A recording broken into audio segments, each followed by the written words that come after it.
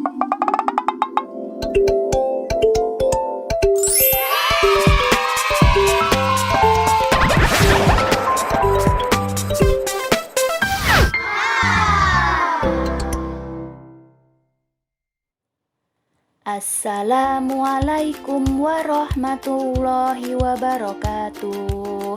Halo anak-anak, bagaimana kabar kalian? Semoga tetap sehat ya, dan tentunya tetap semangat hari Senin. Nah, hari ini belajar lagi dengan Ustazah Elvi. Sebelum kita belajar, mari kita membaca doa terlebih dahulu. Hayya bina nabda darsana biqiraatil basmalah. Bismillahirrohmanirrohim. Hari ini kita akan belajar tema 2, bermain di lingkunganku. Subtema 3, bermain di lingkungan sekolah. Pembelajaran 1 dan 2. Kalian siapkan ya alat tulis dan buku kalian.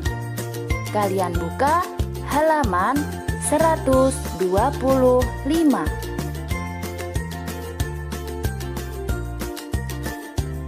Pendamping pembelajaran 1. Nah, di pendamping pembelajaran 1 ada muatan bahasa Indonesia, mencari informasi melalui teks atau pengamatan gambar. Yang kedua, muatan matematika, menyelesaikan soal yang berkaitan dengan pembagian. Yang ketiga, muatan SPDP, menyebutkan alat dan bahan untuk menggambar imajinatif. Muatan bahasa Indonesia, pendalaman materi. Nah, ini ada Udin. Udin sedang berjalan. Ketika di sekolah waktu istirahat, dia menemukan ada sesuatu. Nah, iya. Di situ terdapat lukisan yang sangat indah. Lalu Udin berkata, "Siapa yang membuat lukisan indah ini?" Nah, kita dapat memperoleh informasi dari sebuah gambar. Ketika mengamati gambar, kita dapat menggali informasi dengan cara membuat pertanyaan. Kamu dapat membuat pertanyaan sesuai informasi yang ingin kamu peroleh. Perhatikan tabel berikut ini. Nah, yang pertama ada kata tanya apa? Apa sih artinya? Nah, informasi yang ditanyakan yaitu berupa benda, keadaan, atau perbuatan. Nah, yang kedua, di mana? Yaitu tempat berlangsungnya suatu peristiwa. Yang ketiga, kapan? Yaitu waktu kejadian terjadinya sebuah peristiwa. Yang keempat, siapa?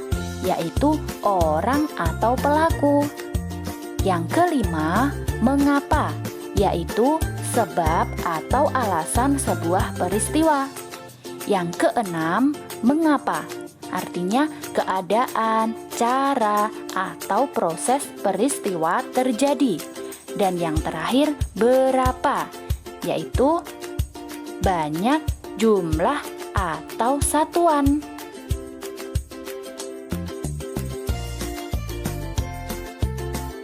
Sekarang kalian buka ya halaman 126. Yuk kita baca bersama teks tersebut. Bermain di lingkungan sekolah. Di sekolah Dedi terdapat lapangan. Pada jam istirahat, anak-anak senang bermain di lapangan. Mereka melakukan berbagai macam permainan. Ada anak-anak yang bermain bola dan lompat tali. Dedi dan anak laki-laki lainnya lebih senang bermain bola. Anak-anak perempuan lebih senang bermain lompat tali. Mereka menggunakan tali yang terbuat dari karet gelang yang diuntai. Bel berbunyi menunjukkan waktu istirahat berakhir. Anak-anak segera meninggalkan lapangan dan kembali ke kelas. Sekarang, yuk kita jawab bersama pertanyaan yang ada di bawahnya. Nah, soal yang poin A, apa? Apa saja permainan yang dilakukan di lapangan? Poin B, siapa? Siapa yang bermain bola? Yang ketiga, di mana? Di mana anak-anak bermain pada jam istirahat? Dan yang terakhir, mengapa? Mengapa anak-anak segera meninggalkan lapangan? Nah, untuk pertanyaan yang pertama tadi, permainan apa? Dari teks di atas, ada permainan apa saja anak-anak? Lompat tali dan bola. Nah, yang bermain bola tadi siapa? Ada Dedi dan anak laki-laki lainnya. Di mana anak-anak bermain? Di lapangan. Dan mengapa anak-anak segera meninggalkan lapangan? Karena apa anak-anak? Nah, karena bel berbunyi menunjukkan waktu istirahat berakhir dan kembali ke kelas.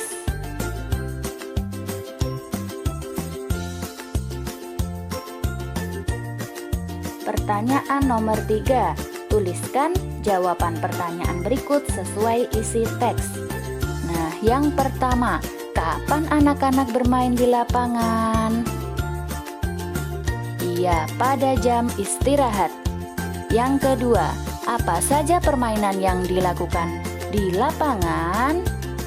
Nah, iya, bermain bola dan lompat tali. Yang ketiga, apa benda yang digunakan untuk bermain di lapangan? Ada bola dan tali dari karet gelang. Yang keempat, siapa yang bermain lompat tali? Anak-anak perempuan. Dan yang terakhir, apa yang dilakukan anak-anak setelah bel berbunyi? Ya, segera meninggalkan lapangan dan kembali ke kelas. Soal nomor 4. Nah, buatlah 5 pertanyaan sesuai gambar. Nah, kita jawab bersama-sama ya anak-anak. Penyelesaiannya yang pertama, apa yang sedang mereka lakukan? Yang kedua, berapa orang yang dibutuhkan saat bermain lompat tali? Yang ketiga, siapa yang bermain bola? Yang keempat, siapa yang bermain lompat tali? Dan yang kelima, di mana mereka bermain?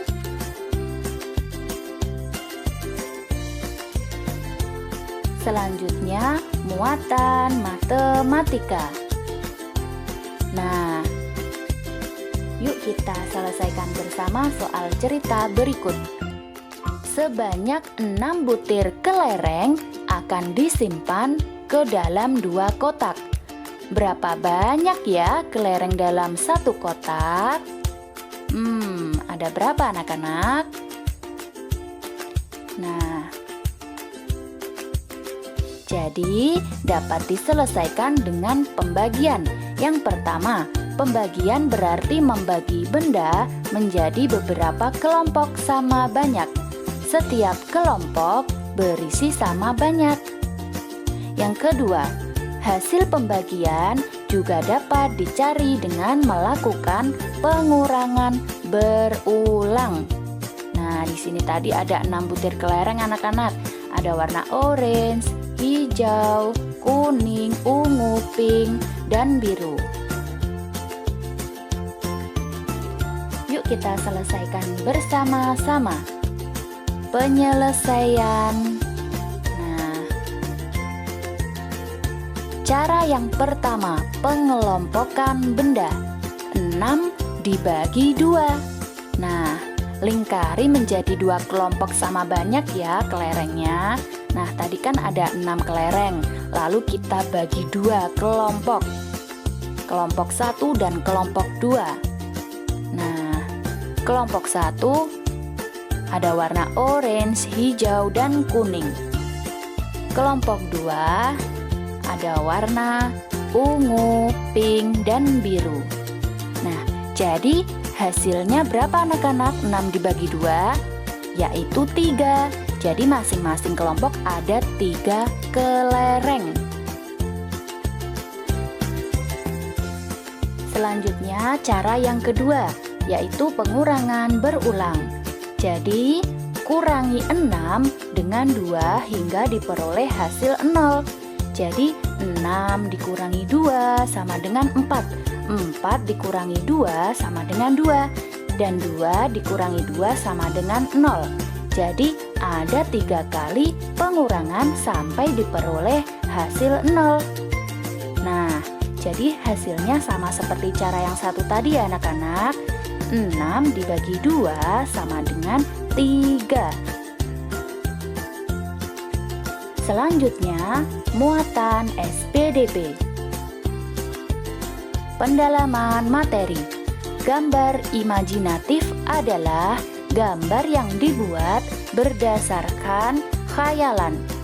Nah, berikut ada alat dan bahannya. Yang pertama ada buku gambar, alat tulis, pensil warna, krayon, spidol warna, cat air, dan lain-lain.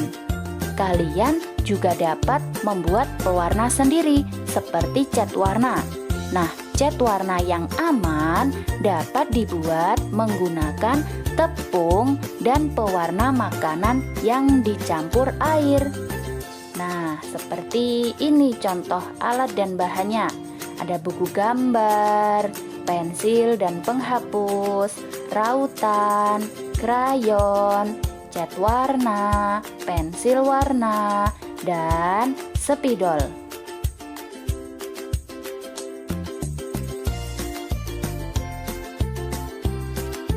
Selanjutnya, pendamping pembelajaran 2. Nah, di pendamping pembelajaran 2 terdapat muatan bahasa Indonesia, menuliskan cerita berdasarkan pengamatan gambar. Yang kedua, muatan PPKN, menyebutkan tata tertib di sekolah. Muatan bahasa Indonesia, pendalaman materi. Nah,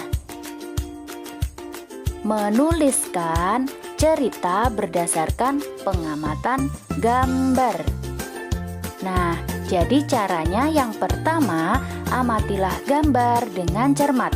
Misalnya, dengan menyebutkan wujud benda, kegunaan benda, dan ciri-ciri dari benda tersebut. Yang kedua, tuliskan hasil pengamatan kalian menggunakan bahasa kalian sendiri dengan baik dan benar.